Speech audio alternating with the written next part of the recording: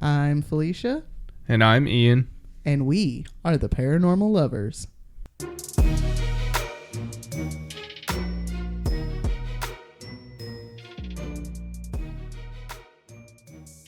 Hello, paranormal dudes, dudettes, and dudays. Welcome back to another episode of The Paranormal Lovers. Hey guys, Hey, guys. welcome back to another episode, number 147. Yeah, Getting so close to that 150 mark. yeah. Eek, eek, eek. Ignore the screaming child in the background. She's playing a super scary video game on the VR. So it's the only way we can record. Yeah. Tis what it is. Oh, we got an Ian episode this week. But first, what did you love about this week? I loved antibiotics. Yay! Now my sickness is getting better. Yeah. 'Cause it went bacterial. Yeah, he got real sick there for a minute. So yeah, Glad you're finally getting better. thank you. What did you love about this week? I also loved medication. Yeah. I started a new crazy pill. Seems to be gradually helping, so Nice. I'm enjoying that. My mom's birthday was also this week, and it's sad. I get really depressed on her birthday, but it's also Earth Day, so Yeah. I also love it. Happy Earth Day, guys. Yeah, happy belated Earth Day. Plant a tree. Planet, hug a tree. Just hug a tree. Pick Tell up- it you love it. Pick up some trash. You know what? Better yet, knock on a tree and wake up a tree spirit. Please pick up some trash. Yeah. Please pick up some trash. Why are people so filthy? I don't know. God, I hate humans. We had like a bunch at work that we picked up. It was good. Yeah. I just wish we didn't have to. Yeah. You know, really wish we didn't have to. All right. What do you have for us this week, Bizzle? All right. Episode 147. Welcome back, guys. Hope you're doing normally para-lovely Okay. ish. That This man. thing. This week we're going to be talking about some things that happened in Japan. Oh, yes. Japan. Specifically, a sequence of things that might have happened and would lead you to believe that there might be a Mothman in Japan. Japanese Mothman? Yep. And I'm not talking about Mothra. Like, I mean, but maybe like. So kaiju would be an interesting one to cover. yeah. Would be an interesting one. Go So ahead. Sorry. let's get into it. In 1881, there was a hunter named Sanji who lived in Japan. In between Kyoto and Osaka, one day the hunter overheard another hunter talking about a bird that he had seen. A bird that was the size of a cow. It's like, holy shit, a cow. Dishonor on your cow. What? Sanji thought that this was very interesting and thought that if he could hunt and kill the bird, that surely he would get a handsome reward for it. Why? Because, Why is it hunters a are like, man's? "Kill it." Why is it always a man's first instinct? Kill it. Kill it. I don't know. Like, this is what the patriarchy's got to go, bro. A bird that big, I would be like, no, don't kill it. Like, leave it alone. I'd be trying to ride that bitch. Right? Can we be friends? Can we coexist together? So, him and another hunter friend went to look for the bird. They went up into the mountains where the bird was reported to live, and before long, they found the gigantic creature. Sanji took a shot, missed the bird. Then the bird became angered, and in retaliation, flew towards Sanji and snatched him up by the back. Snatched his head, snatched his weave real quick. Mm-hmm. Come here, motherfucker. No, you ain't shooting at me. Like you're shooting at me. Uh, he realized he was in danger. Sanji did, uh, and acted fast. He realized that the bird was grabbing onto his jacket, so he took off the jacket that the bird had a hold of. The bird then flew away angrily, still gripping Sanji's jacket. Now Sanji, being the brave man that he was, uh, Debatable. he planned to try again, knowing that the bird would fetch a sizable reward. So he went back to hunt the bird a second time. This time, he took more people with him, seeing as how the task was more dangerous than he had thought. They went back up the mountain once again and found the bird perching in a tree in the middle of the woods. The hunter took his shot, this time hitting the bird. It fell from the tree, hitting the ground, and upon approach, Sanji realized that it wasn't a bird at all. Uh, Now, the report that had been published on June 15th in 1881 said that Sanji had shot and killed a gigantic carpenter bee. Nope. It was about 6 foot 3 inches long and weighed 60 kilograms. Fuck that. A giant bee. Fuck that. It's theorized that the bees, um, during prehistoric times, were that large due to atmospheric conditions. Yeah, I yeah, could see it yeah. maybe being a leftover of something like that. But there's more to the story. Okay. You see, the Japanese newspaper at that time were not exactly trustworthy. I mean, Um, were our newspapers trustworthy? no. Mm-hmm. A lot of hoax stories were run for entertainment purposes in that So very tabloidy, newspaper. Right. like the National Enquirer. I think that's kind of like the early or the 1800s Japanese newspapers were kind of, what's that one? What's the one everybody thinks about? The The National National Enquirer. Enquirer. I just said it kind of makes me think of. I feel like the Japanese have like a really good fucking sense of humor though, Right. because like think about like so their newspapers are running like satire articles basically, and then they have the most ridiculous fucking game shows. Yeah, Okay, the most ridiculous game for shows. sure. Japanese are some very funny fucking people. Entertainment wise, yeah, Yeah. for sure. Um, Also, some reports later came from Kyoto, about a creature that fits the same description and was roughly found in the same area. Now, Private Sinclair Taylor was on duty at the Air Force Base in Uji City in 1952. He was an officer that worked at Camp Ukubo that was located in Kyoto.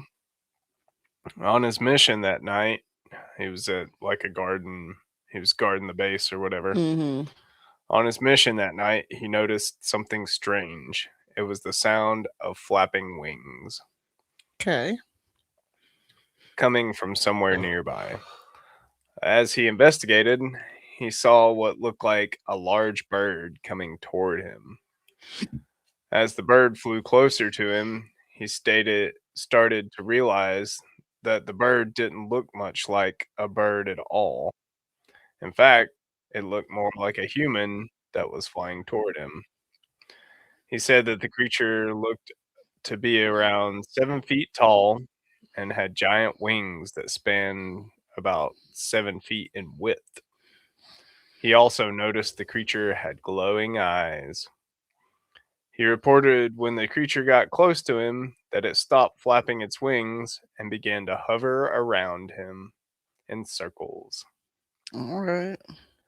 Just like the hunter, Taylor freaked out and shot at the strange visitor. Suddenly, the strange visitor vanished without a trace, and the bullet he had fired was never recovered. There was no evidence found that anything ever happened. See, I can respect that he was like spooked Right. and shot at it. Um, but yeah, it's just vanishing. Not great.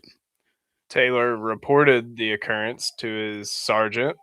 The private was told at the time that something similar was reported by another guard the previous year. So, sightings in both years, Mm-hmm. 1951 and 52. There were also residents that reported seeing the bird like creature and lights in the sky of the night in question. Aliens. Aliens. See, I always thought Mothman was an alien because of that one story, remember? The injured cold, Yep. Ingrid Cold or whatever. Yep. Yeah. Um, People say that this could be a hoax as well, seeing as these sightings were at nighttime and the guards could have misdrewn what they were seeing and just were spooked because of the situation. I'm like, okay, yeah, like people are scared of the dark. I Like, mean, yes, absolutely. I'm terrified. I will still run from my car to the house if I got to go out in the dark because I think there's a vampire behind me going to suck my blood. yeah. But again, this was not the only sighting of bird creatures from the area. Bounce forward to 2011. It was around 8 a.m. in the morning in the month of April, and a man was outside of where he worked in Kyoto. He was taking pictures of a blooming tree and the sky around it. He was a toy maker named Ryo Anzai. Little did Rio know that he had captured more than blooms on that day. You see, when Rio went to look at the pictures, he noticed something out of the ordinary. He caught on camera a noticeably black flying creature. Also, over the course of the photos that he had took, he noticed that it was flying in a very strange pattern, or not a pattern. Hmm. He showed the picture to a colleague and of his, and the guy mentions to Rio that the creature looked awfully like a yokai. The yokai in Japanese culture are supernatural entities and spirits that often appear to the living as animal like figures. So, kind of like animal spirits, That's cool. kind of. Kind of. I think I mentioned them once in another They episode definitely sound familiar. from the, what is it, thing in the mountains. There was a cryptid I did in the mountains that was, or spirit, it was the dryad. That's what it was. Hmm. It was the dryads, Gotcha. I don't remember I too think. much in my brain. But um, in their culture, they represent the more mysterious side of nature. He said that this one looked like a creature called Taimatsu Maru, and again, this was not the only sighting of a giant flying creature in the area. In a place called Ichigo, a report was posted by a reader of a Japanese blog called Crypto. Don't know who this guy was, but All right. it said that a high school student was riding his bike home from school one day, and the boy noticed something in the sky. He noticed a strange creature flying in the sky. It was on a path from north to the south, but was west of his position. He said that the creature had no head and that the creature's bodily features were of a stout build. At first, he thought it was a big heron, or maybe an owl, a big crane or an owl. Mm-hmm. But reflecting on what he had seen, the creature didn't really match either of those birds' descriptions. There's there's one more sighting that I would like to tell you guys about that matches the description of this giant bird. It comes from the same area in Japan. Uh, it comes from a man named Marcus Pules. He claimed to see a Mothman like creature near the Fukushima power plant on Mm. February of 2011, which is a month before before the Fukushima I feel accident like happened. I've heard this particular story in other podcasts about Mothman. Right. He claimed to have heard a whooshing noise one night before the accident, I feel like I may have covered it when I did Mothman. which was followed by a loud scream. When he went to see what the commotion was about, it was then when he saw what looked like a shadow creature. Granted, this is at nighttime, so I'm like, Well, I mean, it's dark, so it right. just looks like a black thing. So He said the creature then spread its wings and took off flying 25 to 30 feet in the air. He said that the creature then flew in circles around the nuclear power plant. He couldn't tell what the body looked like, but and then he couldn't really make out any details of it anyways. But he did see that the creature had glowing red eyes that didn't blink. Marcus reported that two of his friends had seen the creature as well, but they were reluctant to report the strange sighting. As we all know, in March, an earthquake hit the Fukushima power plant and caused one of the reactors to leak, causing a horrible accident. Believers of Marcus's Mothman sighting say that the Mothman either caused the accident or he was trying to warn people of it. Uh, the earthquake was a magnitude 9 earthquake and caused a Jesus. tsunami that ripped through the eastern board of Japan. It killed a lot of people, just the tsunami did. Yeah. The quake caused the power plant to be damaged so much that one of the reactors went into meltdown, which then it was like caused two of them. I think it was like two or three of the reactors went into meltdown. It took them a long time to get it contained. 51 civilians died. And the accident was named the worst nuclear accident since Chernobyl. Yeah. I remember that so distinctly because we were like, oh, shit. Yep. It cost the government of Japan $180 billion in cleanup. Jesus. The handling of the accident was sloppy at best. They didn't officially announce that any of the cores had melted down for like 2 months. It did result in Japan reducing and eventually closing its nuclear power plants, which is good. Mm-hmm. And the world took a step back when other countries did the same thing. They were like, maybe we should rethink all these nuclear power plants. Of course, some did not. Some just kept on We're still making them. chugging on with ours. But the contamination from the accident will still be around for years and years, Mm-hmm. as we all know from Chernobyl. How she got in the water, man? So, was the Mothman there? Yeah, it did. It got into the sea. Um, so, was the Mothman there to warn us, like he did in the U.S. at the Silver Bridge incident?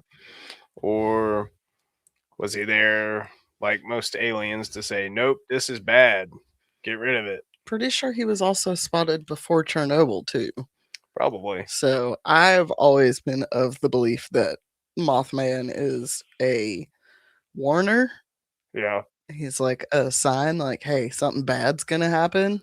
Mm. Like, just so you know, something bad's gonna happen. Like, y'all might want to be careful because something bad's gonna happen. Right.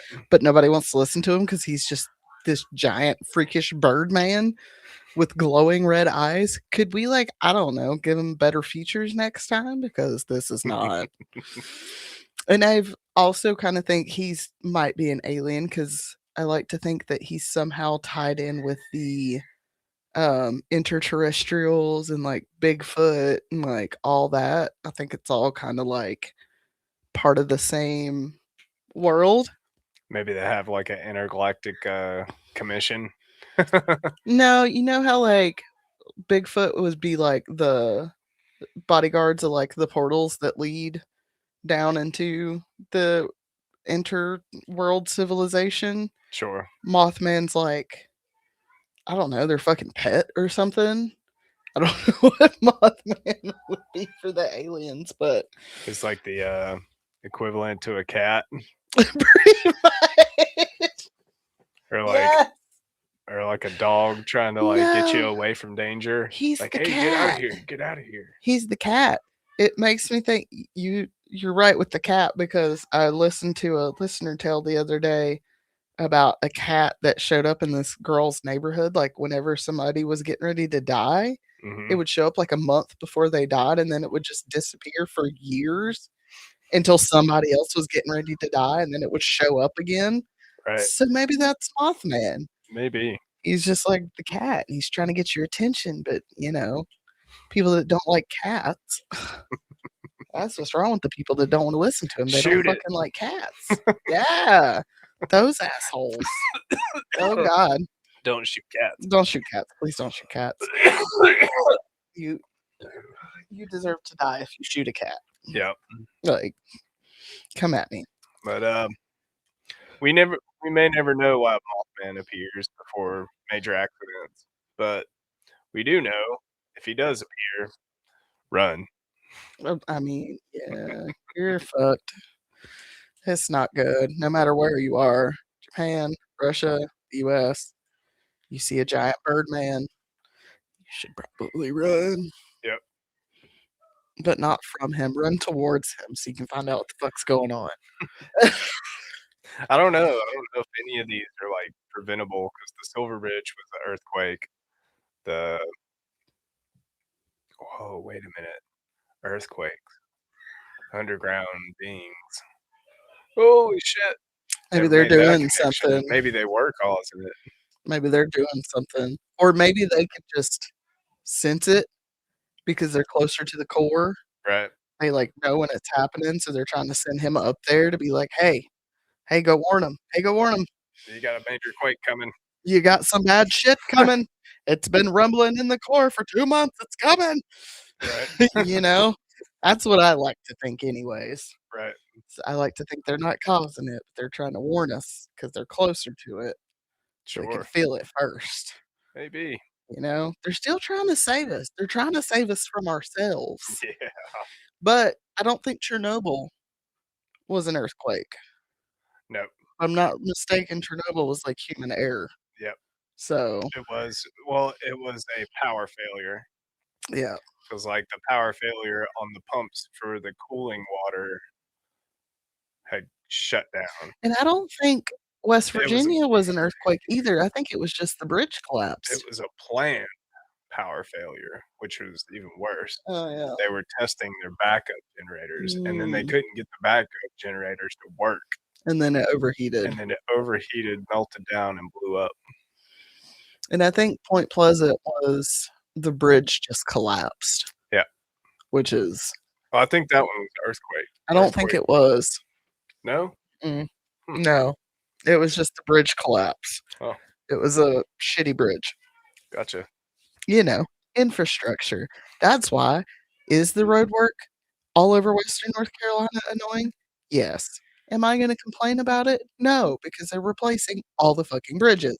Unless you get the Army civil engineers that built a certain dam to build it. No, we don't want those guys. Yeah, let's not say we didn't. I don't know. We've been watching them build this. We've been watching them do a big ass bridge out here in front of our house. Yeah. And the way that they're like putting it together, I'm like, I see what you're doing. I see the process. I like being able to see the process, how they're, like, building up the dirt and stuff. Yeah. Listen, it makes my autistic little ass happy, okay? Yeah. I'm what? There goes the damn CPAP alarm again. What? Y'all, I got the alarm on my phone. Does it happen? No. But the alarm is on my phone. Alright, is that all you got for us? Yeah. All but one more thing. Kitty. Kitty, kitty, kitty. She's like, "You son of a bitch." Yeah, she's too mad at you for moving her to purr. Yeah.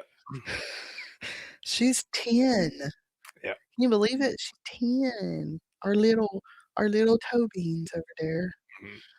Alright, guys, we hope you enjoyed this episode, and we hope you guys have a good week, and we will see you guys later. Be kind to each other. Love you, bye. Love you. Bye.